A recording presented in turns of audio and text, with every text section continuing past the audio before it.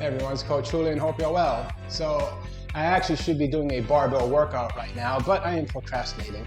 But you're gonna get a benefit from my procrastination. I was messing around with the foam roller and I was like, hey, let me see if I can do an assisted hamstring stretch. And what I discovered, and this works for me right now, I'm just messing around, I just wanted to share it. I notice if I press the foam roller against my legs, and then I start to flex from my hips, my feet stay flat, and it's pressing, I'm rolling it down my legs, my head has to hang too, so there's no tension there. Exhaling, keep pressing all the way down to the floor, and my knees are almost locked, and that's my stretch. And then I roll myself up. Show you a side view. Inhale, and then I exhale. Nice and relaxed, pushing down, down, down, down, down, down. Down, down, down. And of course I could stay down here for a prescribed couple of seconds.